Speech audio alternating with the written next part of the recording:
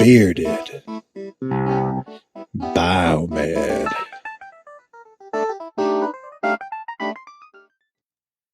Ladies and gentlemen, welcome back to an all-new episode of your favorite hit podcast, Bearded Biomed. I am joined with a friend of the show. You'll get to know him very quickly. We're going to hit just all kind of topics that just come to mind today. I am joined with Ryan Gonzalez. Ryan, appreciate you being here today. Yeah, thanks for having me. Appreciate the invite. Excited to be here and just talk about whatever topics come up or share my story and hopefully we can learn from each other here. So I know you're one of those folks, and you got a plethora of experience that I think both people that share the same position or have the amount of tenure, along with even the newer people entering the field, can all gain something from it. I'm sure I'll learn something. I kind of learn and take something from every interview at one point in time. So Sure.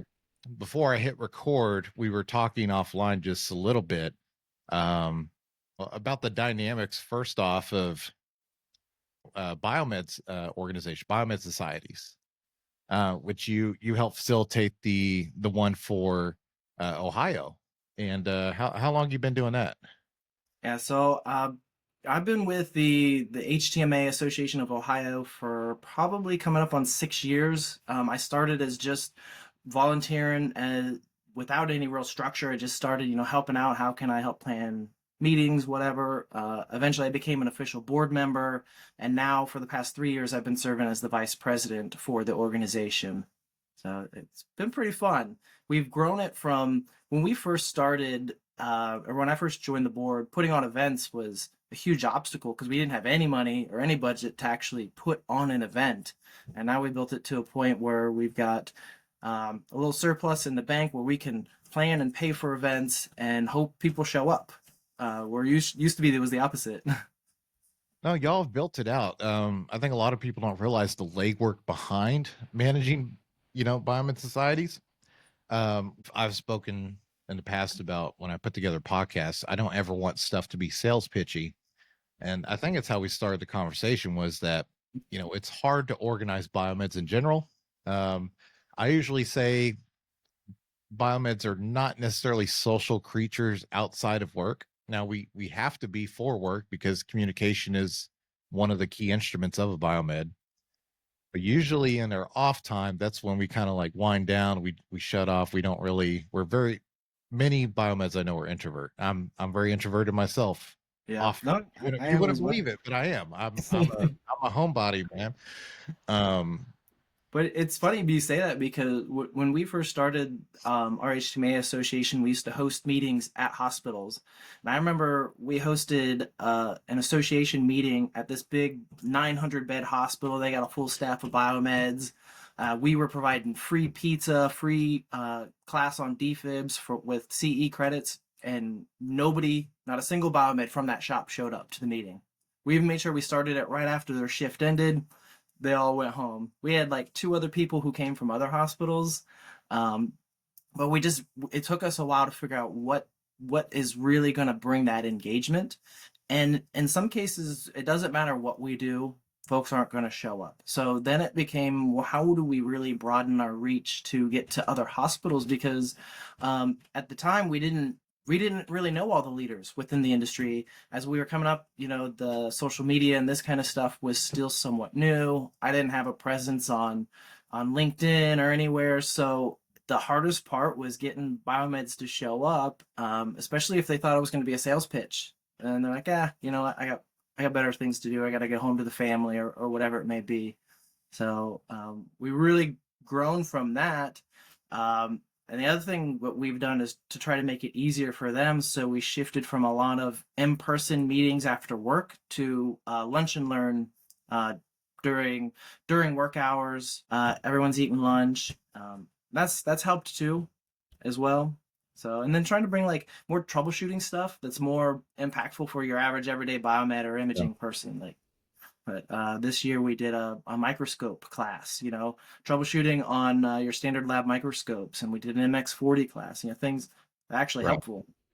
It's hard to find the right sauce, right? To Yeah. make sometimes to find technical stuff, which we're all in the field. We enjoy technical aspect of it, but trying to make it come across sexy sometimes, where it's appealing for people to be like, I want to go to that. That sounds cool.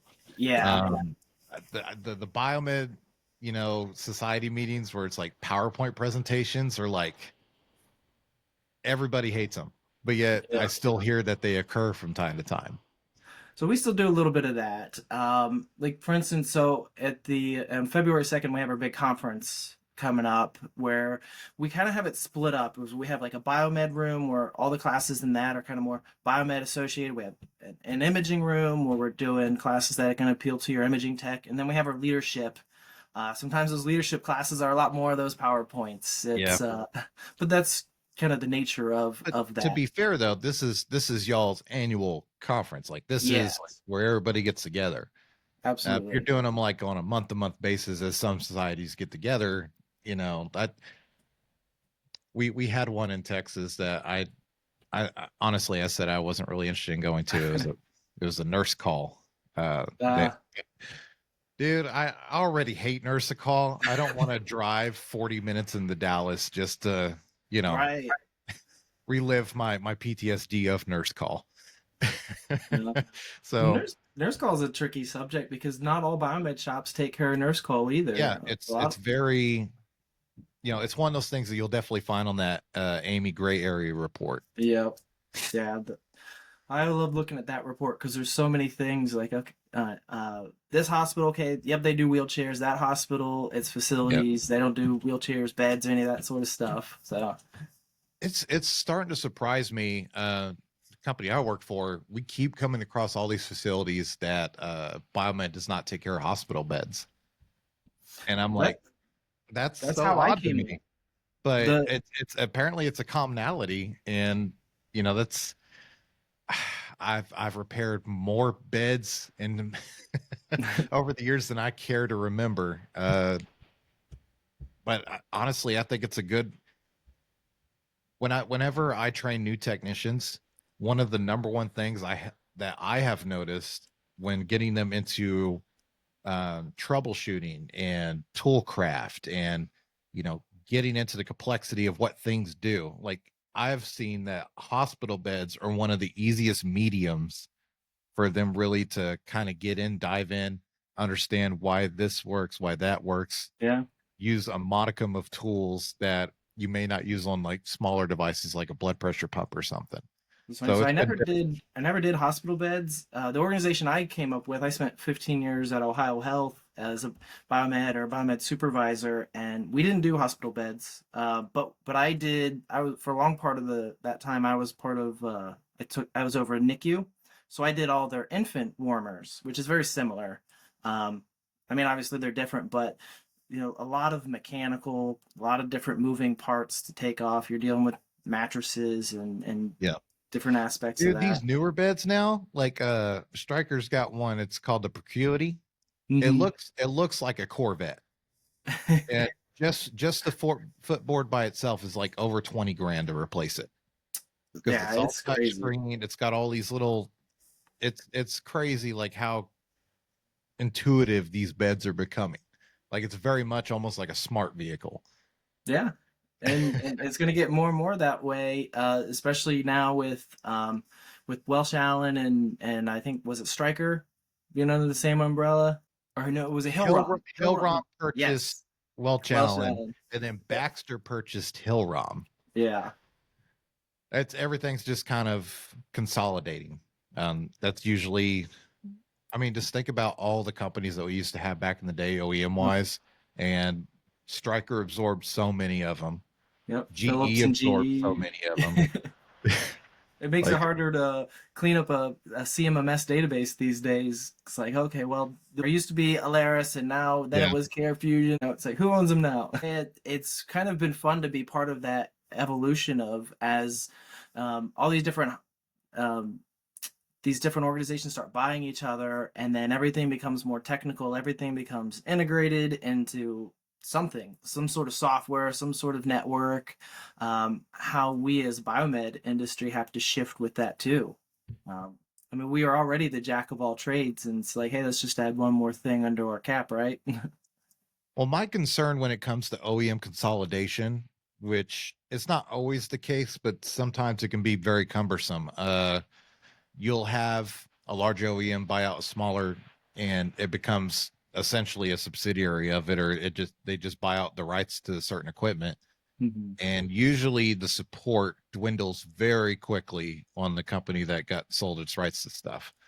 And unfortunately, a lot of that stuff is still in a lot of facilities. So then you got Yeah. to end up going third party resources, or you'll have those companies go out there and buy everything they had left on the shelf, hoard that stuff, and then that's kind of become their baseline for support.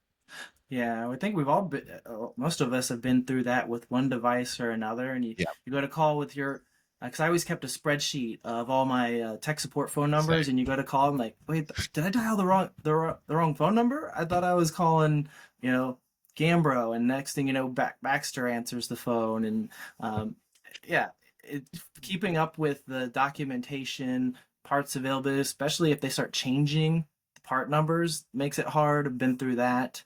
Um, yeah, and as you said, Managing the OEM vendor cheat sheet, as I like to call it, all the different accounts.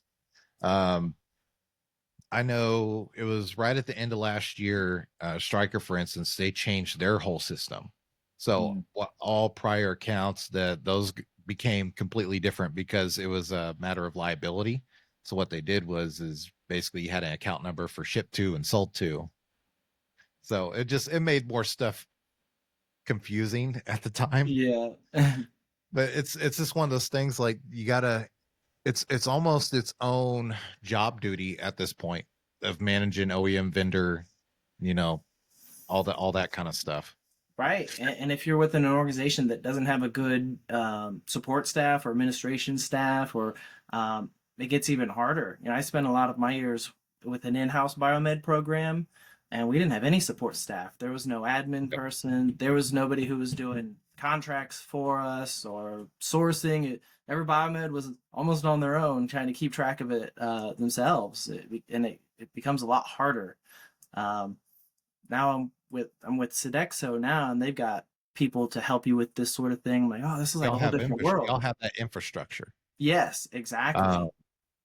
I was in a couple hospitals a week or two ago, and I had met with an in-house biomed team they had there because they were asking us for support, third party to come in and just give them an extra hand. And the level of support and the autonomy that, let's say, like for instance, Sodexo has compared to some of the other programs out there under these banner health systems, or hospitals that are under, just large systems. Some have way more resources than others. These guys, I felt really bad for them just because they used to have three techs. Now they're down to two. One should have retired years ago, but he's not because he doesn't want to leave his the other guy by himself, because they've asked and provided proof and numbers and cost multitudes of times to, you know, at least get another body in there, or at the bare minimum, find people, hire somebody to track down equipment for them to do PMs. Yeah. Uh, I spoke to them beginning of January, and he was telling me they have PMs that are backdated from July. Unfortunately, That's how that's old they not are. I'm like, unusual when I talk to no, some of these in-house programs, and it's what's scary. that's where I started with a big in-house program with a very small leadership, um, and it doesn't like you. Some of the best technicians I've ever dealt with were I worked with at those accounts, but it made it really hard. When I started fresh out of college there. Well, I actually started as an intern there, and then they hired me on full time afterwards. But when I started, it was basically, hey, we're all really busy, so here's your PM list, here's your PM manuals. Let me know if you have any questions. Yeah. And I know a lot of biomeds who start that way, uh, because these in-house programs, if they're not under some bigger umbrella, a lot of times they don't have processes. They don't have any sort of cross training. They don't have programs to help onboard. It's hopefully you've got a good lead technician there who's going to Yeah. hold your hand and guide you through the process. Um, That and the but a lot of supply times chain is going to know their struggles. Right. Well, that's one of the other issues is a lot of these in-house programs, very few of them that I see are actually their own department. They report up through a supply chain or through Yep. facilities or through IT, and their leadership structure at like the director level, they have other priorities. What for a long time I reported up through an IT director who was over the Epic application. So he was a phenomenal leader, but he was an Epic application director who reported to an Epic VP, and he had Biomed thrown under him. So I think at least at first he struggled with how to handle our department. And then two, he realized, well, they're pretty self-sufficient. I can just let them do their thing. And therefore we didn't really have any sort of guidance, any sort of um, somebody fighting for us at that C-suite level. And that's what I see at other in-house Yeah. programs is above that manager level, you don't really get a lot of people fighting for you because they don't understand what it is you do. Right. I think that's why it's so critical now that we have the community built like we do nowadays. Mm-hmm. Like I think to what you and me are describing, and you think back to the OGs that were doing it in the same capacity, they didn't have the internet. They didn't have the, everything that's been built over the past couple decades. So I mean, nowadays we got LinkedIn and Facebook groups and Discords and Yeah. all just different resources. Yeah, you, Uh, you felt like you were on your own. yeah.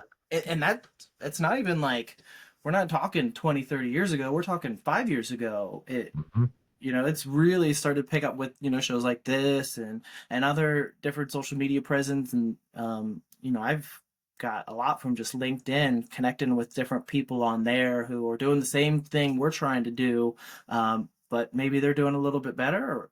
And that's part of what I've been trying to do and promote with the HTMA Association is like, hey, let's get all these folks who are at hospitals in the same city even let's get us together and see how we can make each other better because yeah, maybe one hospital's trimedics and another one's Sodexo and another's in-house, but we're all really trying to do the same thing, the same work. We're struggling with some of the same processes, especially on some of these big topics. Well, this is a good transition point too, to where building that network infrastructure and building relationships are not only going to serve you as just facilitating your job as a biomed, but when you're transitioning and trying to move up the career ladder, there's a lot of things ahead of you that you may not be privy to that maybe somebody in a Yeah. more senior level that you might get to know can assist you with getting to that level. um Yeah. That's why they say, find a mentor, yeah. which is not always as easy as it sounds. I read that all the time. Like, hey, reach out to somebody, ask if they can mentor you, but like I said, it's not that easy. That's something I struggled with for years of my career. I was probably 9 years into my career as a biomed, and I didn't understand at that point in time how to create network connections. I didn't understand the concept of career mobility and trajectory. I grew up from a really poor household, really poor family. So for me, I was Same. always raised you get a job that pays the bills, you get your little 3% raise every year, and as long as you're paying your bills, you're doing good. And it took me a long time to start registering that maybe I am capable of more, maybe I can do more, but it's not going to just come to me. You have to start building those connections, building those skill sets. And it's not just the biomed skill sets. Like you said, it's all those soft skills, understanding Yeah. the processes on the why things are happening, not just what you're doing. So, Well, I mean, I came from very similar background, and it looking back now to the person I was when I graduated high school and was going to college to where I am now, I feel like I'm a completely different person. I didn't have the social skills. I was very I public like it's still surprising to me thinking back, like the fact that I'm doing a podcast and public speaking and stuff like that. I would have never done that back then. My entire tenure in the army kind of brought me out of my shell a little bit in regards to building work ethic, that kind of stuff. But I didn't really come into my own of who I wanted to be or who I see myself as until honestly just about 30 years old, and I'm about to turn 35 next month. I think a lot of people put excess pressure on themselves to meet a certain level of who they expect themselves to be or achieve certain things.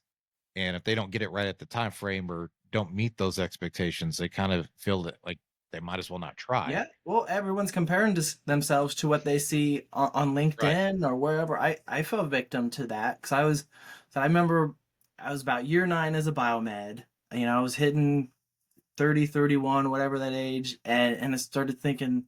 Actually, what really started it all is my wife and I got pregnant with our third kid, and we lived in this small house, and we had a small car. It's like, I guess I better start trying to think about what's next for me, so I can provide better for my family. Because, I started at the very bottom of the pay scale as a BMET, and got my 3% raise every year. So 9 years in, I was doing BMET 3 work and probably making low end BMET 2 money because Yeah. I didn't know. I didn't know that there was these resources out there that I could go and compare salaries across organizations. I didn't know how to go and look for jobs at other places. So I just stayed where I was. I was happy, and I loved the people I work with, so it was good.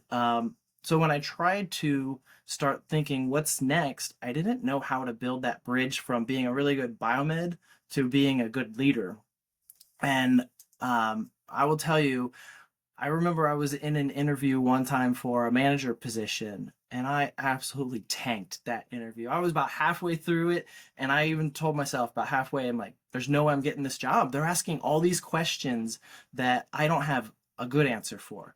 I don't understand. At the time, I didn't understand all of the leadership skills. I didn't understand how to build processes. Like, I was a really good biomed.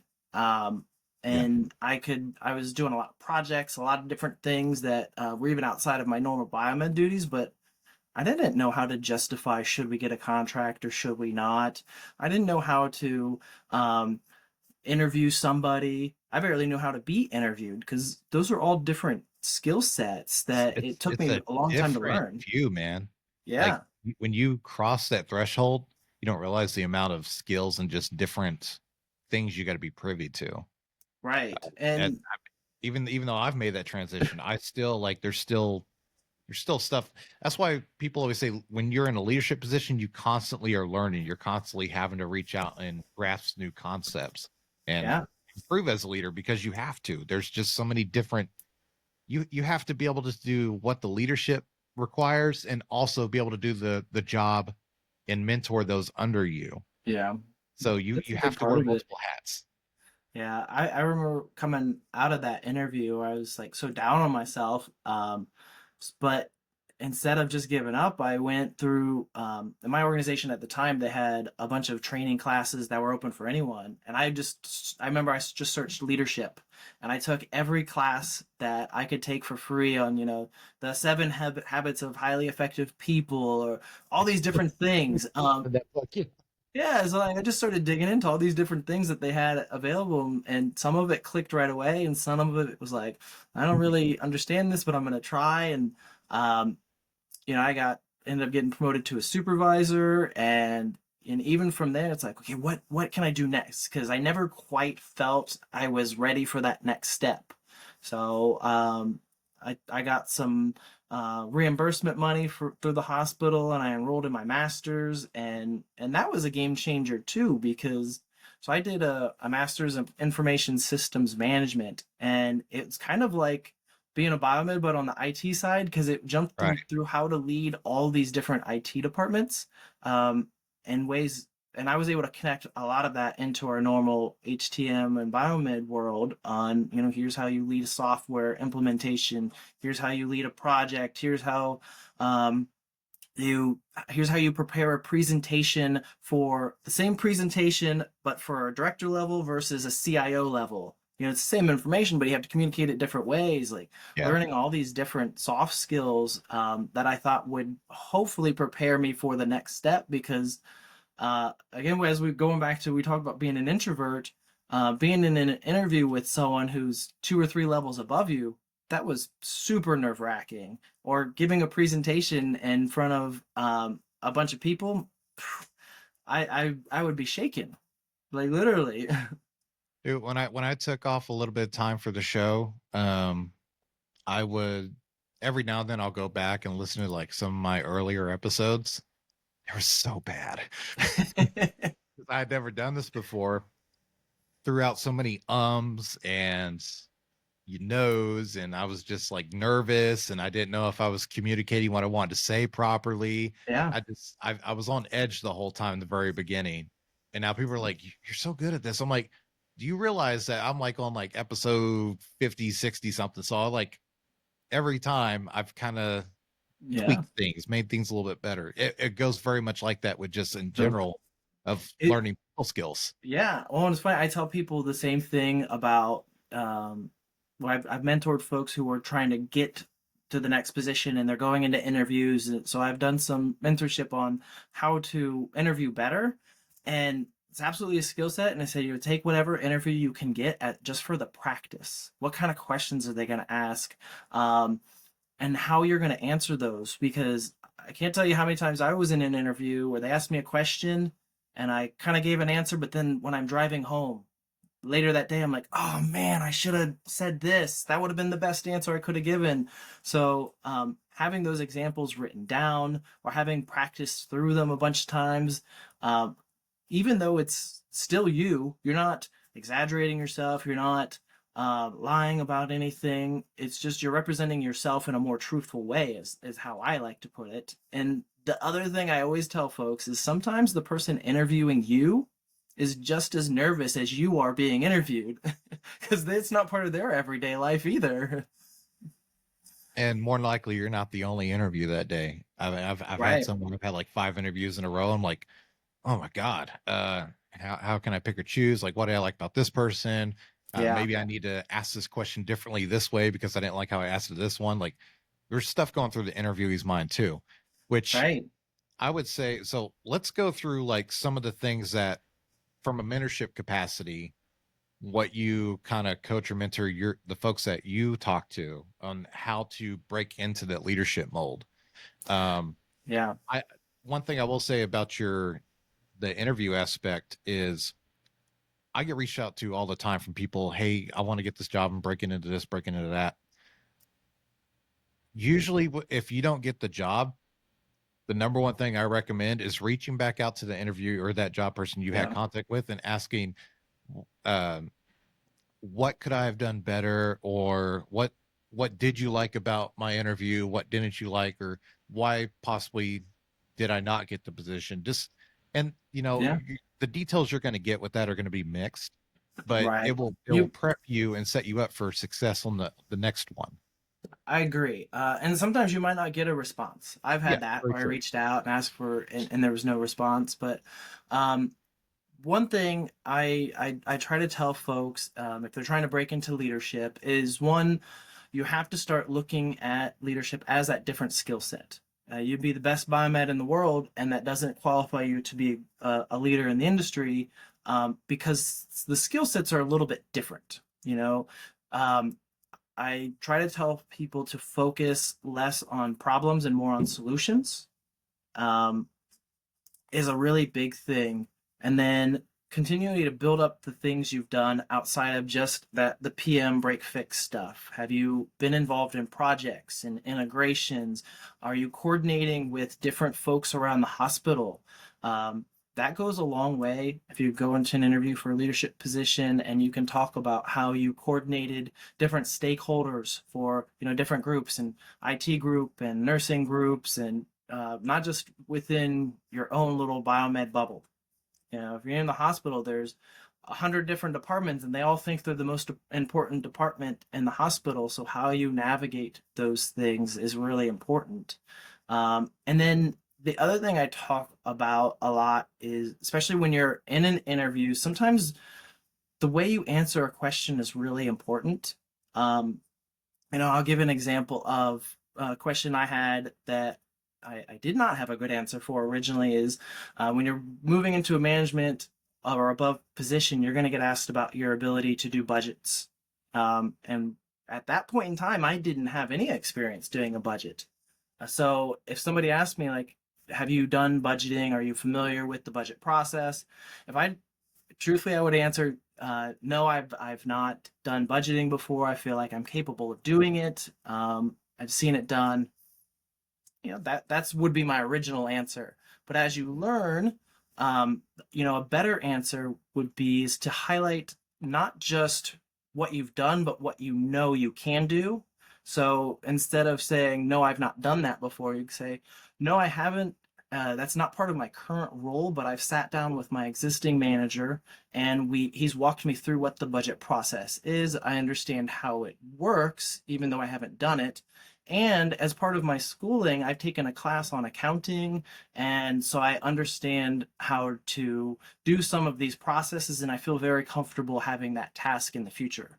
So it's the same answer, and you're not lying, you're not exaggerating, you're just setting up what you're capable of better. So being able to provide a little bit more information on what you've learned versus what you've done sometimes will allow them to check the box that okay, yeah, I think he'd be fine doing budgets, even though you've not done it. Just as an example. So that being able to expand and have really good examples on things you've done, I think, is really important. Well, because not everybody's going to have their strength sets, right? So you're Right. going to have people that have had, let's say, more of a capacity on maybe dealing with the accounting side, like you're talking about. So like budgeting, Mm-hmm. return on eye for contract negotiation, or training management. So if I send a tech here, what's going to be the eventual ROI on that for, you know, all that kind of deal. Or you could have Yeah. people that have experience with the other aspect of it, maybe just leading a team, so managing KPIs, what the performance index. There's And then you got people that maybe have not done any of that. And then you have people that have, been involved in a joint commission or a DMV survey. You Right. know, So everybody has a strength set, leaned now into that it. this is a great point. This is something that I think is really important for folks to understand when they're trying to break into leadership. There's not a right or wrong way to lead, and there's not just one type of leader. You can be a driver based off analytics and you're really process oriented and your department's going to function really well because you put really good processes in place. Or you could be a really good like the coaching leader where you're going to build a great team because you understand how to motivate folks and you're bringing them to build their own conclusions. There's all these different types of leaders and you need to figure out where your strengths are and then how to highlight that to whoever you want to hire or you want them to hire you when you're in that interview process. So the questions they ask you can take that question and lead it to where you're strong. I like that. Mm-hmm.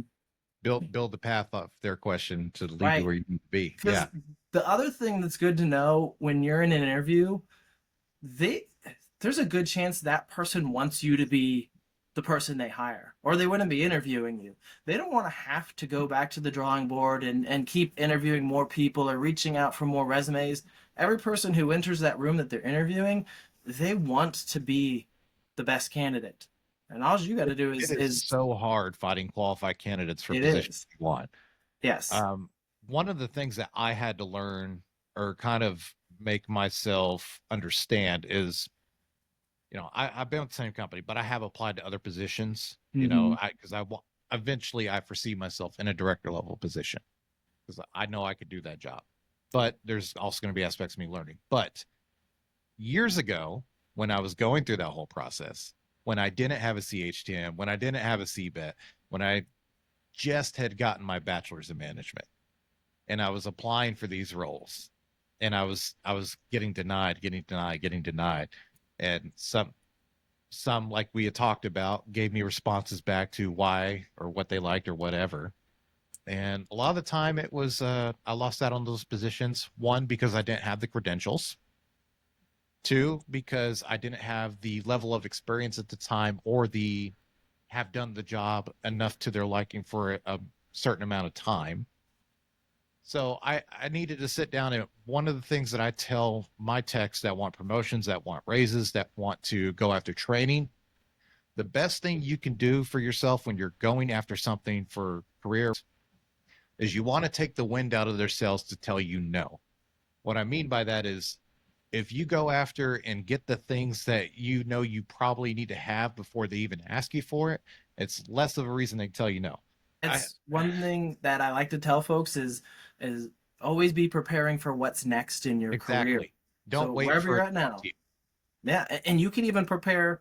Like that was part of why I got my master's, not just because extra. Like I got my master's when I was a supervisor because in my head, my thought was I'm gonna be a director one day, and at the organization I was at, you couldn't be a director without a master's degree. Mm-hmm. So I'm like, you know what? I'm gonna get it now, and I'm gonna be prepared. I'm not even the manager yet, but I'm already trying to prepare myself for what's next down the line. Not because I was trying to be arrogant or trying to be something I wasn't. Is I just really wanted to keep getting better, and that was my philosophy. What can I keep learning? How can I keep building on myself and preparing to where it is I want to go? So I like to look at it in terms of here's where I'm at now, here's where I want to go, what does it take to get there? And just let's do that, right? There's things that you can control and there's things you can't. The things that you Right. can control are things that you can go after, put your time, energy, money into. Yeah. I also look at it as for people that want to be in that kind of role, the people you're going to be sitting across from, and let's say those C-suite meetings or whatever, they're probably going to have a certain level of credentialism to where you want to, you know, be as credible to where your voice carries to where they, you know, respect you as a colleague. But I was the the last episode I did, I was talking to Donald Armstrong and David Scott, the guys that do the CBET training for Amy. Mhm. And one of the things we had discussed was there is a line in the sand in our field, whereas there's the credentialed, the certified people, and there's the not certified people. Yeah. And then there's kind of the running joke of the people that are certified. Well, those are just people that are acronym chasers. You know, the people that have like 10 certs after their name. Well, there is a level that kind of gets a Yeah. little tedious there, but I, I I wish more folks would be interested in adding to their credentials as opposed to just saying I got the job experience. Right. And that's been a tricky one. As I've visited different hospitals, I see it go both ways. Where Mm-hmm. some there's it, they're very encouraged to get the CVET or a credential because it's going to help them further their career. And I've seen other hospital systems where they don't. There's no benefit to having it other It's than it's personal it is satisfaction. situational. It is for sure. Right. Like I know folks that have Uh, been doing this 3 times as long as myself. There's no point in them going and getting a CBET when they're already in position right. they're in. Yeah. But for the younger folks that are trying to break into the industry or trying to move up within the industry, Hmm. how are you going to set yourself apart from your colleagues? Exactly. It's a differentiator. Like not just that you were able to get it, but it for me it shows that one, you're really interested in being better. You're really interested in um, trying to do what it takes to get to the next level. You want to keep learning. Um, you know, I think I always put a little bit of stock into those who are actively trying to improve, and that's 100% part of it. You know, getting a certification, which shows that they've learned on these different topics. So I always encourage that. Well, from a manager standpoint, let's say we're trying to decide who to send somebody to for OEM training. Yeah. Are you going to pick the technician that's a go-getter that is, you know, hungry to learn, to grow, to take on more? Or are you going to pick the technician that just does his job, does the bare minimum, 9 to 5, call it a day? No, you're going to pick the person that you can actively see investing in that makes it worth them. Right. I don't believe in the mantra that provide resources, training, and opportunities just because you are a certain level of senior tenure. Hmm. No, because that doesn't measure your heft as a technician, as a Well, person. yeah, and especially some of that specialty training where you know the truth is anything that's like life support, these are the certain devices. You want the right quality person because you want someone who's going to have the attention to detail when they're working on life support equipment and they're motivated to do a good job because it's just like when I'm fixing equipment and I'm imagining that one day my loved one or relative is going to be on this equipment. Same thing when I'm thinking about who am I going to send to training on, ventilators or an imaging device, I think, do I think that they will, would I trust a piece of equipment that they're going to fix if Yep. my grandmother's walking through the door, sort of thing. Exactly. So, um, and unfortunately, that's the reality of our industry. A lot of the equipment we touch is going right on a patient the very next day, the very next hour when we return it from service. Man, I love talking this stuff. I that's why I have a show, folks, because I can talk biomed all day, every day. Like, Well, there's for me, it's cool because there's so many cool topics involved with yeah, biomed. Like and it's funny. There's very few people I've ever talked to in the industry that like group came up in high school and in college and was like, man, I really want to be a biomed. Like so many folks I interact with within HTM or biomed, they came from some completely different background. They fell into biomed almost on accident, and there's so many fun stories around it. that is one of my goals before I retire, to change that story. Mm-hmm. We don't have the exact answer how that's going to happen, but that is one of my life goals, to, whoever's coming up and be like, oh, well, I heard about it through Beard of Biomed, or I heard about it or learned about it from reading Ollie the Yeah. Biomed, or uh, hopefully soon a documentary that I'm going to start trying to work on. Like, there's so many different avenues that we could touch, that we could probably do better on, as Well, yeah. I community in mean, general. everyone, and probably everyone who's listening to this today, they know that that's one of our big problems in the industry is getting folks into it from a young age. That recruiting's hard. I mean, everywhere I've ever been at, the recruiting aspect of trying to get a new biomed or imaging person is really difficult. You actually the way I came into biomed was my mom, she works in the microbiology lab at a major hospital in Columbus, and the lab just so happened to be right across the hall from the biomed shop. And they had an internship posted for a long time, and nobody applied because nobody knew what a biomed intern was.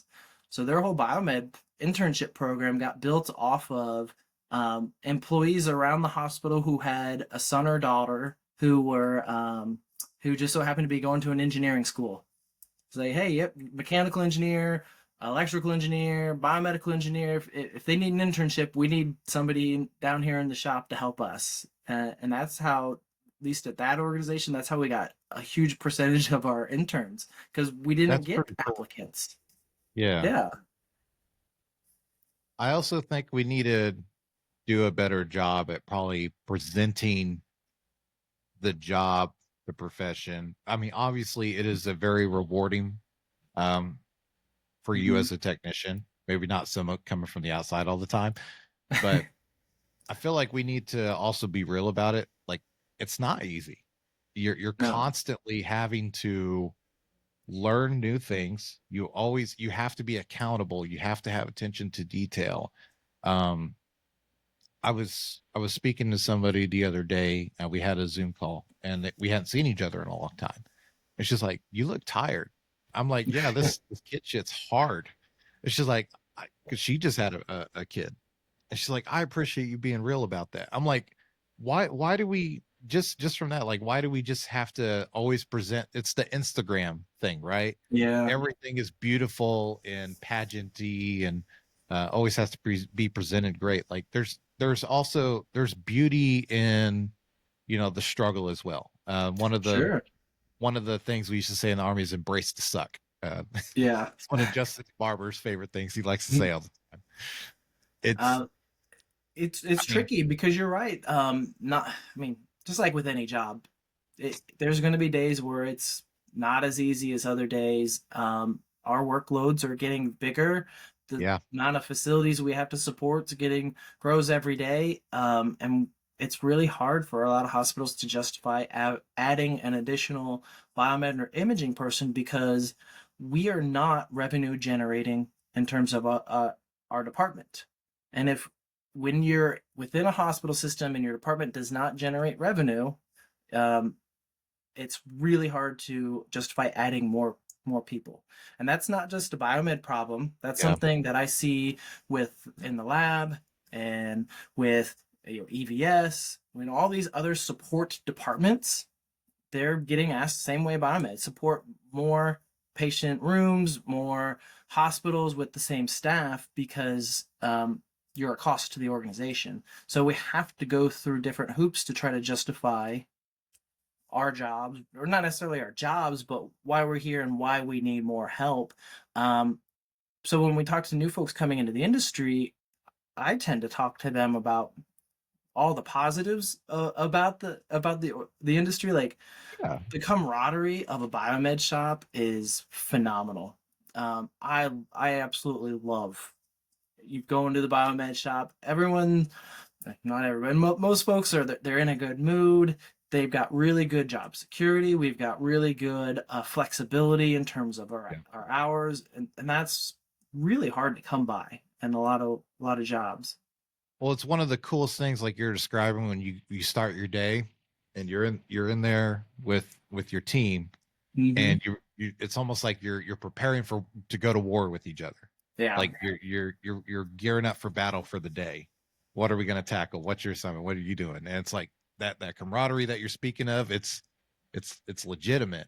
I usually like I'm a pretty positive person, but I also one of my mantras is plan for the worst, hope for the best. And absolutely. I just kind of approach my entire life like that. Even when I'm bringing on technicians, I'm like, more than likely things are going to go pretty well for you. But in the event that they do not, and with this repair or whatever, you have support, you can ask questions. It's not the end of the world. But I also like to just kind of steer, how they approach the job as well. Sure. Because one of the I had a technician that I had hired it was over a year ago. He had came from a different industry and he was excited to be a biomed. He got after it. And then after a few months, it wasn't for him anymore. What can And be like, really stressful too. yeah. And it sucks because I know that we need more biomeds. I love energetic youth. I love people that, see the value in the profession. Hmm. And then when I see somebody wanting to leave the profession, like that shit just hurts my heart. Like I'm like, Yeah, what could I have done better or, supported him better? But it was just honestly, after I had a discussion after he left, it was just more if he was more passionate about going back to the sector that he had left. sure. And I'm like, I'll that's okay. be honest, and maybe this isn't something that a lot of folks who are promoting biomed want to hear, but I think one of the best parts about being a biomed, that jack of all trades, is that it does do a really fantastic job of preparing us to potentially go into other career fields too. So that's something I talk to young people who are in the industry about is being a being a biomed can be a lifelong career, but it is also going to potentially prepare you to jump into something else you're really interested in. And my goal as a leader is to continue to build you up and make you better. And if that means that you might leave, yeah, that sucks for me and it sucks for my shop. But if it's better for you, then I'm all for it. If it means that you're going to be happier or you got a promotion in a different department, Right. that's fantastic because that means I did something good to Hmm. help prepare you for that. But yeah, no, I I yeah, I do tell them what no you're hard saying. feelings, man. Is go find your happiness. If Yeah, you are not exactly. completely satisfied, like I don't like hearing people that are just doing a job that they're not happy with. Like I think Right. there's opportunity for that, and if not, why aren't you going after it? Like, Well, the cool thing about biomed now is, well, one, we recognize that it can be really stressful. 90% of your work month is going to be awesome. You're going to have a couple days where that repair did not go as well as you thought it went, or you get put into a situation where you don't know. You're walking into a cath lab because you got an urgent call and they're asking you to fix something that you don't know how to fix, but that physician's down your neck on about it. So there's so many things that can be really stressful, and for some folks they love that challenge, and for some folks they don't. They want something a little bit less uh, patient facing or a little bit less stressful. So the cool thing about HTM as an industry now is I feel like we're starting to branch out, and a lot of organizations are building more of a support structure. So say you want more of a 9 to 5 work from home job, but you still want to stay in biomed. Well, now there's different opportunities for that. If you want to move into like capital planning or sourcing, where you're still helping your biomed find parts, or project management, there's different roles Well, within. We're like, at least when I first started, it was you were a biomed or you were a manager or you were an imaging tech, and that was it. I feel like there's a lot more opportunities within the industry now. the industry that we're part of, the medical device industry, is not shrinking. It is No, multiplying absolutely. exponentially every year.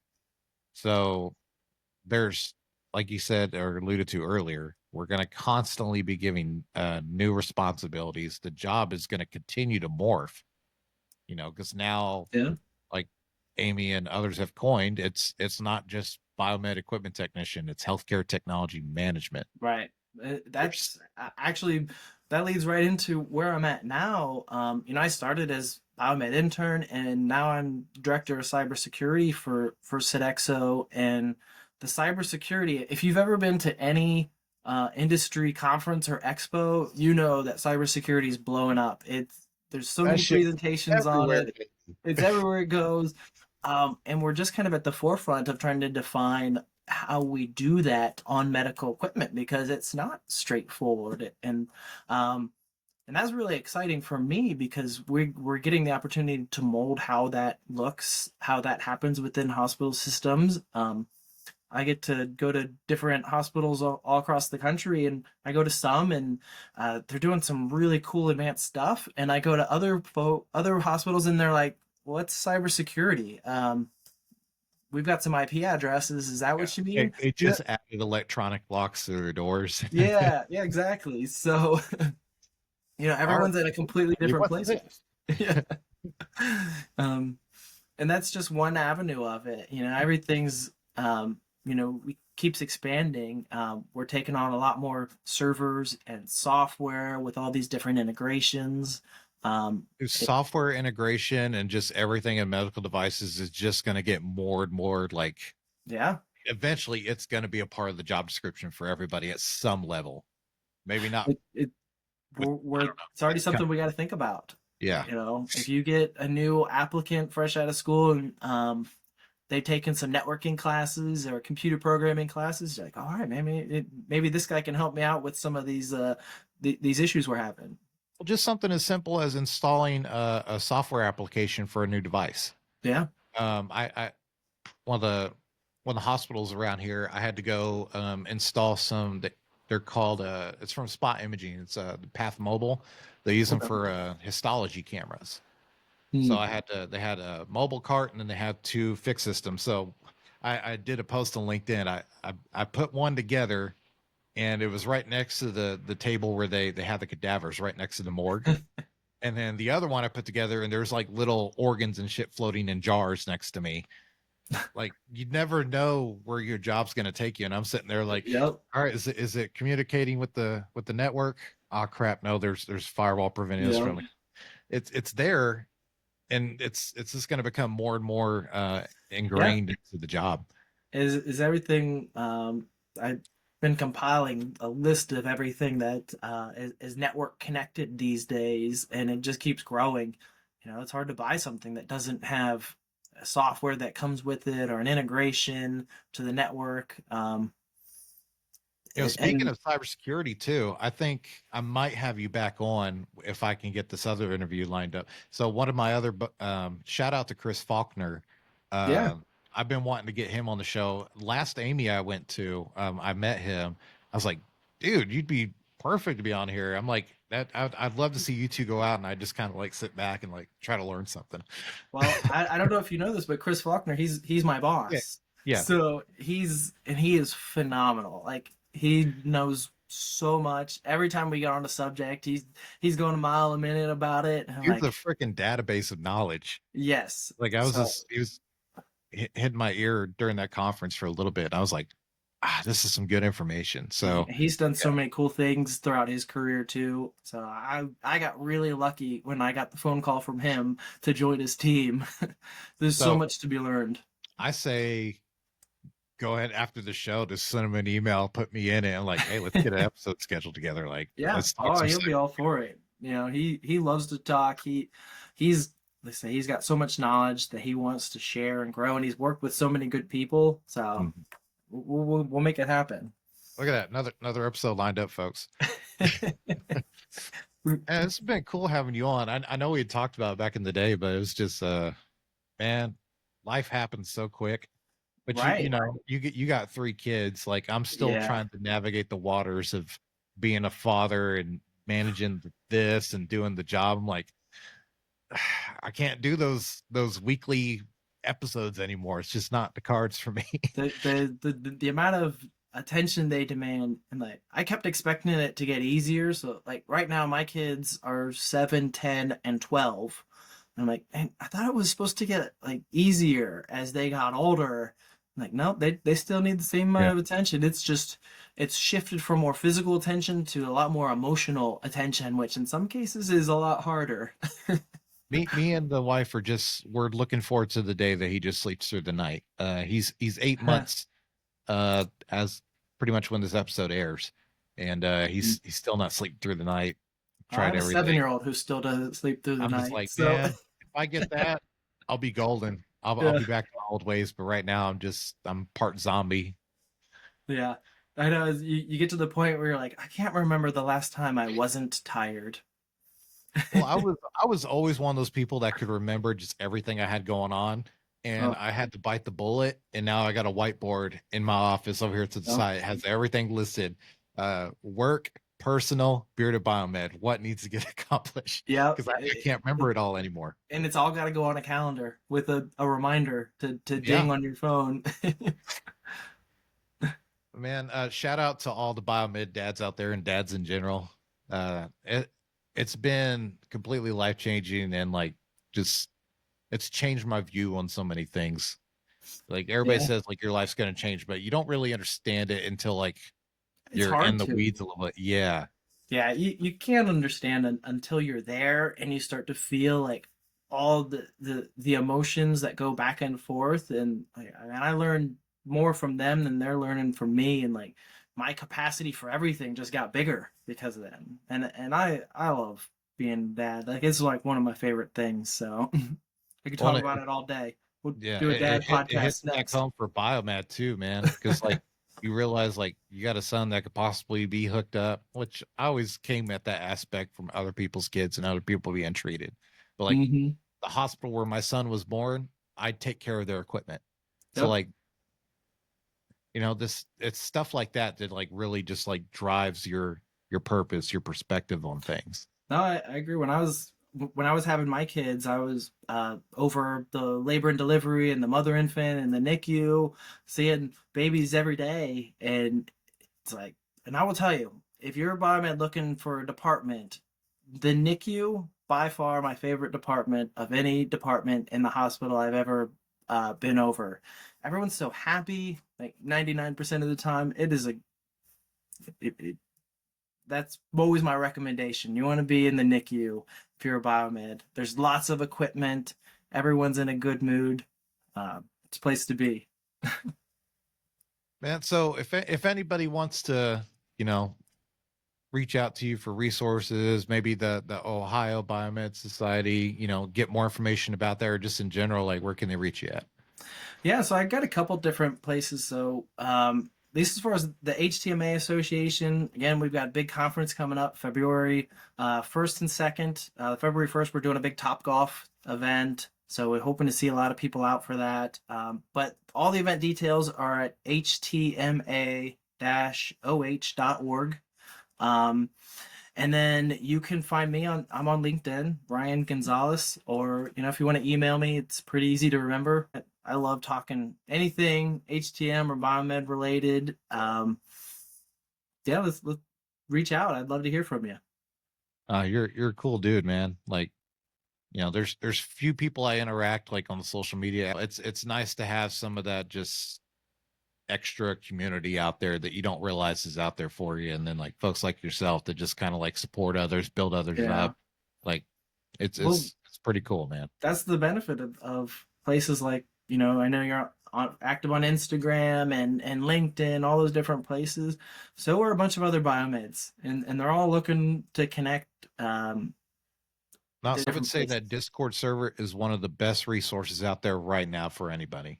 I So agree. they have different channels of just different information out there for y'all of just Hmm. like if you need a technical manual, if you have job placement concerns, if you have, just general questions of how you should approach a situation, if you just want to build your networking, like there's if you're a biomed and you're not on the Discord, I recommend it, even if you're, I agree. old or new. It's a lot more casual. Like LinkedIn, Yeah, everyone's very very much so. professional.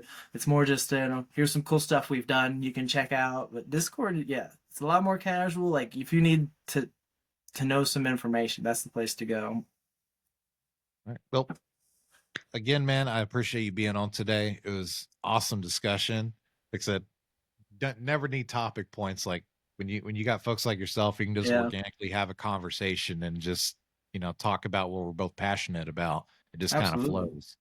Yeah, Um, I was a bit nervous when you said, we're just gonna roll with it, see how the conversation goes. But like you said, it's easy. It's like sitting down for lunch with any biomed you ever met.